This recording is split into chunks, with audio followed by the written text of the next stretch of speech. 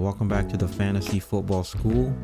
Today's episode or class, we're going to talk about some training camp battles that are open for the first and second string. But without further ado, let's look at some 6 or 7 teams. Let's go. All right. The first backfield we're going to talk about are the Denver Broncos with a wide open running back room, especially there's been a lot of smoke that Javonte Williams might not be RB1. He might not even make the team. Currently, right now, he is the favorite coming into the camp, but they did draft Audric Estime, who's just a legit 1-2, like a early down back. He can improve his passing ability, but he seems so slow, but we'll see. And then P. Ryan was supposed to get cut for salary cap reason, but he did manage to stay. He could still get cut and they'll still save a lot of money, but he essentially is the favorite to be the third down back. And then Jaleel McLaughlin, shown a lot of promise last year, but he's a pretty bad, pass protection running back because of his size. He could theoretically be the 1-2 punch as the early down back, but he is kind of small, so he's not gonna be a 3 down back. Essentially, he's not gonna get a lot of carries, but he's very explosive that he doesn't need a lot of carries. And then there is a couple of undrafted free agent, well, just one. We got Blake Watson, who is a satellite back, who's shown the ability to be a pretty good receiving back.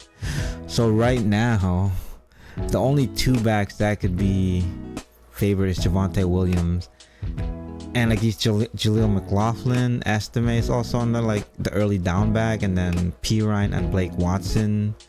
So I'm predicting P. Ryan's gonna hold his own, be the third down back because he's a veteran, very reliable. And if he gets cut, he's definitely gonna get picked up easily. I still expect Javonte to keep the job, but if for some reason his health is really not how it is pre-ACL injury, then I can see him getting cut. Plus, he wasn't drafted by the regime, so we'll see.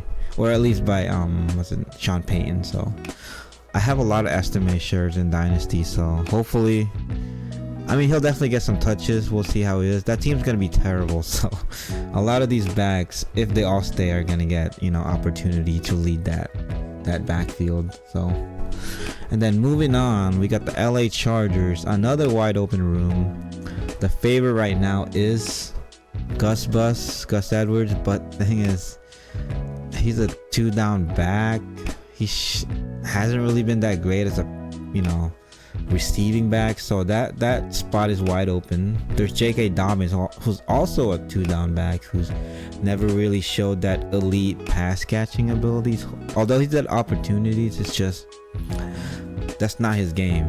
And then we got Commander Vidal, I think 5th round, 6th round pick this coming year from New Hampshire. I'm probably misrepresenting these, but he is an all-around back. He's probably the fastest back here, the most complete back. He can play all 3 downs, but he did go to a small school, so I don't know how he's gonna manage to learn the NFL speed right away. He is the dark horse to be the RB1, but I don't see him being the RB1 early. J.K. Dobbins is injury prone. Gus Edwards is injury prone, and a lot of people have Commander Vidal as the sleeper pick here, and I can see it. I have a couple. I hope I had more, but he was getting drafted pretty early in Dynasty rookie draft. So, and then we still got Isaiah Spiller, I think 4th round pick 3 years ago from Texas A&M. Dude's college tape was amazing, but man, he sets it so bad, and then it shows on film the NFL. I don't think he has NFL speed. He's not good enough in between the tackles, and he's not fast enough outside the tackles, so I don't see him being more than the 4th on the depth chart. But I do have one favorite for the Chargers here, and that is Elijah Dotson. Looks so good in preseason last year. He got size, speed, power, but my issue was he didn't get the opportunity. He had I think 10 touches during the regular season, and that team was so bad towards the end that I was surprised he didn't get any opportunity. So he's definitely going to be a preseason darling again, but I don't know, maybe he'll crack the 53 like he did last year. So anyways, moving on, we got the Pittsburgh Steelers, whose RB1 is a two-headed battle between, what's his name, Jalen Warren and Najee Harris. Najee, fifth-year option, didn't get picked up, and essentially both of them are on a contract year here, because Jalen Warren was an undrafted free agent. This is his third year. And then what's his name, Arthur Smith is their new OC, who loves running the ball, and he did bring Cordero Patterson, but Cordero, I don't think he's gonna make a dent between the two-headed backfield here. I still think the way what's his name, Arthur Smith favored like that bruising between the tackle back that doesn't dance around too much. Najee is the favorite early on, but Jalen Warren is the more explosive back, and this team was a playoff team last year, and it's just gonna be whoever's the hottest here. But I do lean little Najee, but I wouldn't be surprised if Jalen is the guy toward the end of the season. But I do see a 50-50 split, or 45-45, and then CPAT with some random touches, because Arthur Smith loves that guy. And then we got like a random shout out, Dajon Edwards. He might make some noise in the preseason. Maybe he'll make the team, but he's very, very, interesting. Then moving on to the Miami Dolphins. So it's a two-headed battle led by Raheem Mostert. The only problem is Raheem is like gonna be 32. They got Devon A-Chain, who was electric last year, but he doesn't have the size to withstand 15 plus touches a game, because he got hurt a lot. Although he was so efficient that it was insane. And then they did draft Jalen Wright, who is a similar player to A-Chain but much bigger. The only problem is with Jalen Wright is that system he played for in Tennessee in college, there's not a lot of inside zone and I don't know how much how long it'll take for him to adjust to like a new scheme and the speed of the NFL. But he looks to be the replacement for Raheem Mostert after this season. But I do expect Mostert and A-Chain to basically 1-2 punch.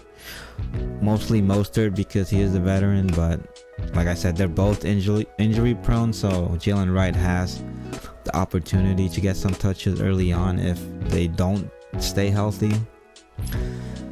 And then who else is there? There's a couple more random running backs in the back end, but I don't think they'll make that much noise unless the first three gets hurt, which is a possibility. So but Miami did add a lot of weapons, or the weapons on the offense is too electric for more touches being distributed anywhere else. So, and then one of the more wide open running back room here, the Dallas Cowboys. Although Zeke is the favorite, but it looks like he's lost a step. But the way he played last year for New England shows that he can still not be like the lead back, but he can carry at least 50% plus of the load. And like literally the only running back behind him is 5 foot tall Deuce Vaughn, Ricky Dowdle, who's had some flashes, but I don't think he's a top 2 back. Like, he's good, but he's not talented enough. He's just like that. Someone gets hurt, he can play a couple games, look good, but he's not that dude, if you know what I mean. But hey, I hope he does. I'm not trying to hate on him, it's just that's how I see him, like the third on the depth chart running back, like a backup bruiser. And then they also have Royce Freeman, who's essentially just, he's bounced around, he's had moments, but he's never that guy either. He's like a worse version of Rico Dowdle, but at least he stayed around in the league. So, and if a lot of these running backs or like a top running back becomes available via the cut down to 53, I'm pretty sure one of them is gonna go to Dallas. Or if some of these running backs in a backfield that crowded might get traded, like what's his name, Khalil Herbert, might get traded. Anyways, moving on. Another, two-headed battle here. Cincinnati Bengals. We got Chase Brown versus Zach Moss. Although Zach Moss looks to be the early down back and Chase Brown is the more explosive, this is essentially a carbon copy of Pittsburgh. They will get like 60-40, mostly Zach Moss, but I won't be surprised if 50-50, especially because Chase Brown is so explosive and he's the much better, receiving back. But Zach Moss can do that too, and then he kind of blew up last year after JT got hurt, and that's why he earned this new contract. But anyways, I do like Chase Brown because he's more explosive, but I wouldn't be surprised if, Zach Moss is the 70-30 or something like that. So, and finally, one of the more interesting second string battle here, we got Kansas City. We got Pacheco, lead back. Obviously, they didn't really bring anybody to challenge Pacheco, so he will be the RB1. But if for some reason, he gets hurt, hopefully not. But the number 2 job in KC is wide open, and there was some news today that Deneric Prince was the RB2 after Pacheco, and then they did Clyde still there after they re-signed him for 1 year, and then they got Reese Smith, that rugby dude, and then they got Tony, who's getting backfield touches, but probably gonna 2-3 at max, so that's not really a battle there. And then they got Carson Steele, undrafted free agent from UCLA. Right now, I still like Clyde, but man, what a disappointment. I wouldn't be surprised if Deneric Prince or that rugby dude, Reese, whatever his name is, gets the RB2 spot. It's just so wide open that if for some reason Pacheco gets hurt, that will be a backfield to watch. So those are the current training camp battles that are pretty much wide open. Running back 1, running back 2. There's probably more that's gonna arise because of injury. Hopefully not, but those are the ones to pay attention to for fantasy football. So see you on the next one. Peace.